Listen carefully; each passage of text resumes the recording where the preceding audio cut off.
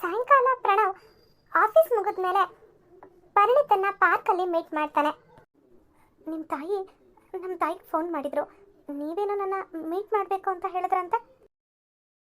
ಹೌದು, ಸ್ವಲ್ಪ ಮಾತಾಡಬೇಕಾಗಿತ್ತು. ಹೇಳಿ. ನನಗೆ ಸ್ವಲ್ಪ ಸಮಯ ಕೊಡಿ, ಆಮೇಲೆ ನನ್ನ ಅಭಿಪ್ರಾಯ ತಿಳಿಸ್ತೀನಿ ಅಂತ ನಿಮ್ಗೆ ಹೇಳಿದ್ನಲ್ಲ. ಆ ವಿಚಾರದ ಬಗ್ಗೆ ಮಾತಾಡೋಣ ಅಂತಾನೆ ಕರೆದಿದ್ದು. ನೀವವತ್ತು ಮಾತಾಡಿದ ರೀತಿ ನನಗೆ ತುಂಬಾ ಇಷ್ಟ ಆಯಿತು. ಈ ಚಿಕ್ಕ ವಯಸ್ಸಿಗೆ ನಿಮಗೆ ತುಂಬಾ ತಿಳುವಳಿಕೆ ಇದೆ. ಆದರೂ ನಾನು ಸ್ವಲ್ಪ ಸಮಯ ಬೇಕು ಅಂತ ಕೇಳಿದೆ. ನಾನು ಮೊದಲೇ ಟೆನ್ಷನಲ್ಲಿದ್ದೀನಿ. ಇವರು ಸುತ್ತಿ ಬಳಸಿ ಮಾತಾಡ್ತಿದ್ದಾರೆ. ಪರಿಣಿತ ಅವರೇ. ಹಾಂ, ಹೇಳಿ.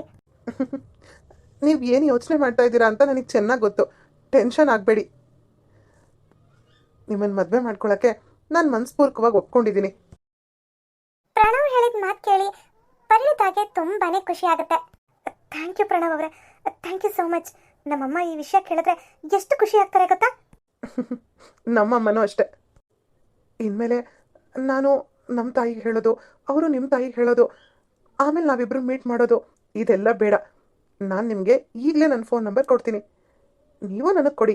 ಇಬ್ಬರು ಇನ್ಮೇಲೆ ಫೋನಲ್ಲೇ ಮಾತಾಡೋಣ. ನನಗೆ ಯಾವಾಗ ಫ್ರೀ ಆಗುತ್ತೋ ಆವಾಗ ನಾನು ನಿಮಗೆ ಫೋನ್ ಮಾಡ್ತೀನಿ. ಆಗ ಹೊರಗಡೆ ಮೀಟ್ ಮಾಡೋಣ. ಏನಂತೀರಾ? ಸರಿ.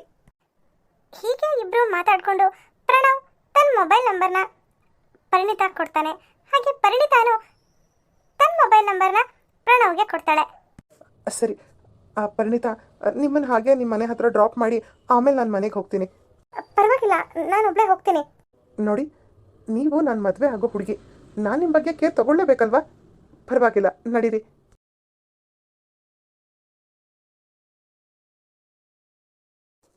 ಅಮ್ಮ, ಇದ್ಯಾಕಮ್ಮ ಬಾಗ್ಲಲ್ಲೇ ನಿಂತಿದ್ಯಾ? ನಾನು ಯಾಕೆ ನಿಂತಿದ್ದೀನಿ ಅಂತ ನಿನಗೆ ಗೊತ್ತಿಲ್ವಾ?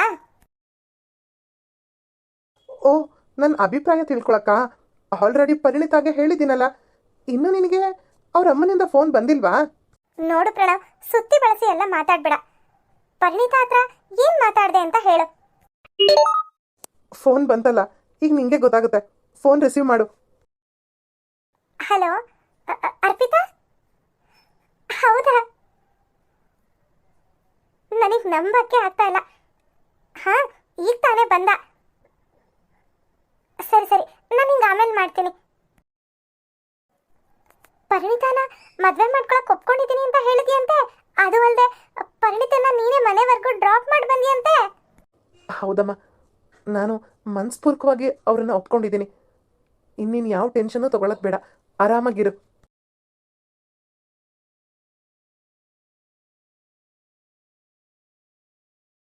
ನಿನ್ ಮುಖದಲ್ಲಿ ಕಾಣ್ತಿರೋ ಸಂತೋಷದಿಂದನೇ ಗೊತ್ತಾಗ್ತಿದೆ ಪ್ರಣವ್ ಈ ಮದ್ವೆಗೆ ಒಪ್ಕೊಂಡಿದ್ದಾನೆ ಅಂತ. ಹೌದು ರೀ, ಅಷ್ಟೇ ಅಲ್ಲ, ಇವತ್ತು ಪರಿಣಿತಾನ ಅವನೇ ಹೋಗಿ ಅವ್ರ ಮನೆ ಹತ್ರ ಡ್ರಾಪ್ ಮಾಡಿ ಬಂದಿದ್ದಾನೆ ಗೊತ್ತಾ. ಅರ್ಪಿತಾ ಈಗಷ್ಟೇ ಫೋನ್ ಮಾಡಿ ಹೇಳಿದ್ಲು. ಹೀಗೆ ಸ್ವಲ್ಪ ದಿನಗಳು ಕಳೆಯುತ್ತೆ. ಪರಿಣಿತಾ ಪ್ರಣವ್ ಇಬ್ರು ಆಗಾಗ ಫೋನಲ್ಲಿ ಮಾತಾಡ್ತಿರ್ತಾರೆ. ಸಮಯ ಸಿಕ್ಕಾಗ ಇಬ್ರು ಭೇಟಿ ಆಗ್ತಾ ಇರ್ತಾರೆ.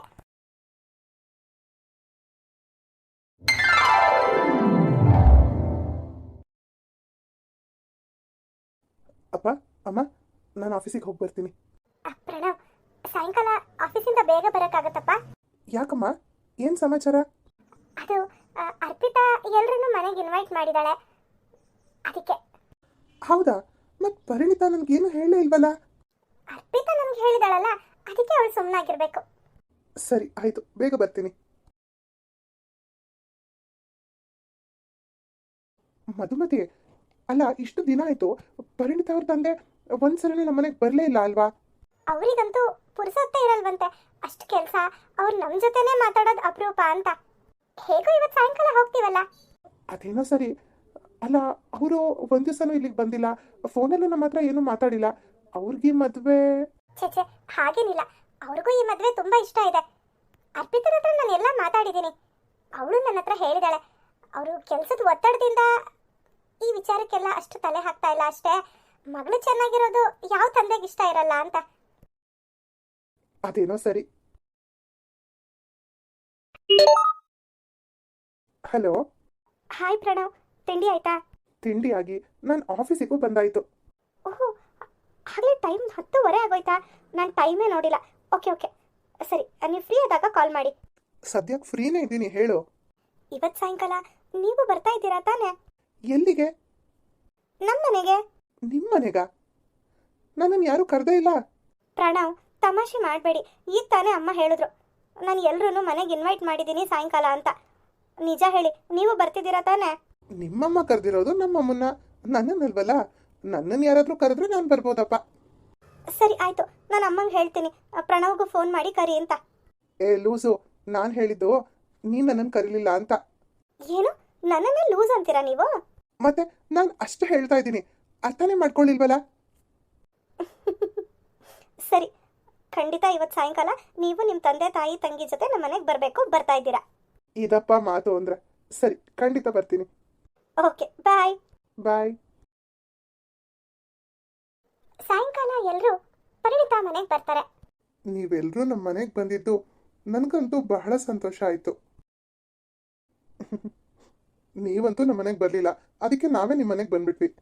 ಬರಬಾರ್ದು ಅಂತ ಏನಿಲ್ಲ, ಹೀಗೆ ಕೆಲಸದ ಒತ್ತಡದಿಂದ ಬರೋಕ್ಕಾಗಲಿಲ್ಲ. ಇಲ್ಲಿ ಬಿಡಿ, ನಾವಿಬ್ರು ಇನ್ಮೇಲೆ ಒಂದೇ ಮನೆಯವರಲ್ವಾ. ನೀವು ನಮ್ಮ ಮನೆಗೆ ಬಂದ್ರೇನು, ನಾವು ನಿಮ್ಮ ಮನೆಗೆ ಬಂದ್ರೇನು. ಅದೇನೋ ಸರಿನೇ. ನಿಮ್ಮ ಮಗನ್ ನೋಡೋಕ್ಕೆ ಇವತ್ತು ನನಗೆ ಗಳಿಗೆ ಕೂಡು ಬಂತು. ಪ್ರಣವ್, ಹೇಗಿದ್ದೀರಾ? ಹೇಗೆ ನಡೀತಿದೆ ನಿಮ್ಮ ಕೆಲಸ ಎಲ್ಲ? ನಾನು ಚೆನ್ನಾಗಿದ್ದೀನಿ, ನೀವು ಆರಾಮಿದ್ದೀರಾ? ಕೆಲಸ ಎಲ್ಲ ಚೆನ್ನಾಗಿ ನಡೀತಾ ಇದೆ. ಎಲ್ಲಪ್ಪ ಆರಾಮು, ಮಗಳು ಮದುವೆ ಫಿಕ್ಸ್ ಆಗಿದೆ, ಇನ್ನು ಅದ್ರ ವ್ಯವಸ್ಥೆ ಮಾಡ್ಕೋಬೇಕಲ್ವಾ? ಅಂಕಲ್, ನಾನೇ ನಿಮ್ಮ ಹತ್ರ ಮಾತಾಡಬೇಕು ಅಂತ ಅಂದ್ಕೊಂಡಿದ್ದೆ. ನನಗೆ ಕೆಲಸ ಸಿಕ್ಕಿ 8 ತಿಂಗಳಾಗಿದೆ ಅಷ್ಟೆ. ಈಗಲೇ ಸದ್ಯಕ್ಕೆ ಮದುವೆ ಬೇಡ ಅಂತ ಅಂದ್ಕೊಳ್ತಾ ಇದ್ದೀನಿ. ಸರಿಯಪ್ಪ, ನೀವು ಹೇಗೆ ಹೇಳ್ತೀರೋ ಹಾಗೆ. ನನಗೂ ಎಲ್ಲ ಅರ್ಥ ಆಗುತ್ತೆ, ಈಗಿನ ಕಾಲದ ಹುಡುಗರು ಯಾವ್ಯಾವ ರೀತಿ ಯೋಚನೆ ಮಾಡ್ತೀರಾ ಅಂತ. ಆದರೆ ಇದಕ್ಕೆ ನನ್ನ ಮಗಳು ಒಪ್ಕೋಬೇಕಲ್ಲ. ಅವಳು ತುದಿಗಾಲಲ್ಲಿ ನಿಂತಿದ್ದಾಳೆ ನಿಮ್ಮ ಮನೆಗೆ ಬರೋಕೆ. ಏನಮ್ಮ ಪರಿಣಿತಾ, ನಿನ್ನ ಭಾವಿ ಪತಿ ಹೇಳಿದ್ದು ಕೇಳಿಸ್ತಾ? ಅಪ್ಪ, ನೋಡು ಅರ್ಪಿತಾ, ನನ್ನ ಮಗ ಹೇಗೆ ಮಾತಾಡ್ತಿದ್ದಾನೆ ಅಂತ. ಈಗ ಸದ್ಯಕ್ಕೆ ಮದುವೆ ಬೇಡವಂತ ಅವನಿಗೆ. ಈ ವಿಚಾರ ಎಲ್ಲ ನಮ್ಮ ಹತ್ರ ಮಾತಾಡಿಲ್ಲ ಗೊತ್ತಾ ಅವನು. ಈಗ ನಿಮ್ಮ ಹತ್ರನೇ ನೇರವಾಗಿ ಹೇಳ್ತಾ ಇರೋದು. ನನಗಂತೂ ಪರಿಣಿತಾ ಎಷ್ಟೊತ್ತಿಗೆ ನಮ್ಮ ಮನೆಗೆ ಸೊಸೆಯಾಗಿ ಬರ್ತಾಳೆ ಅಂತ ಅನ್ನಿಸ್ತಾ ಇದೆ.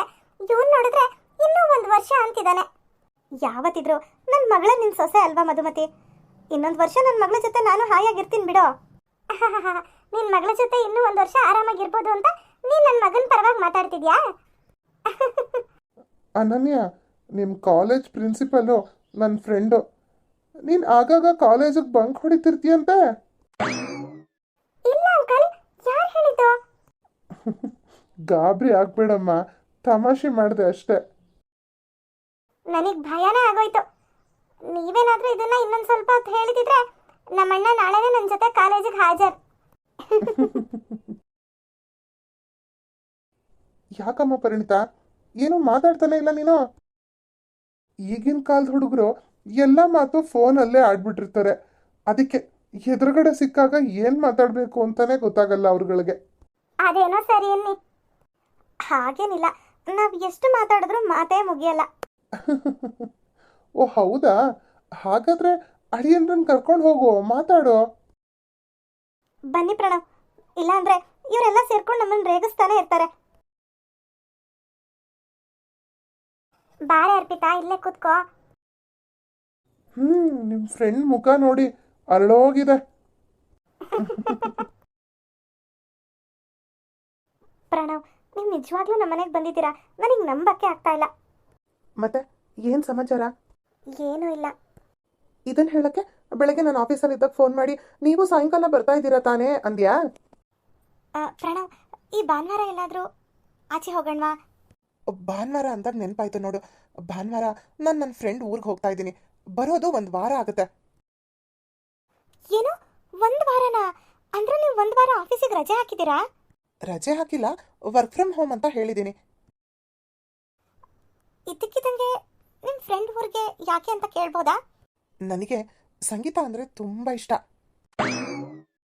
ಸಂಗೀತನ? ಯಾರದು?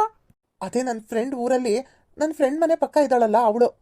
ನೀವು ಏನು ಹೇಳ್ತಿದ್ದೀರಾ? ಪರಿಣಿತಾ, ನಾನು ಹೇಳಿದ್ದು ನನಗೆ ಮ್ಯೂಸಿಕ್ ಅಂದರೆ ಇಷ್ಟ ಅಂತ. ಓ ಹಾಗಾ?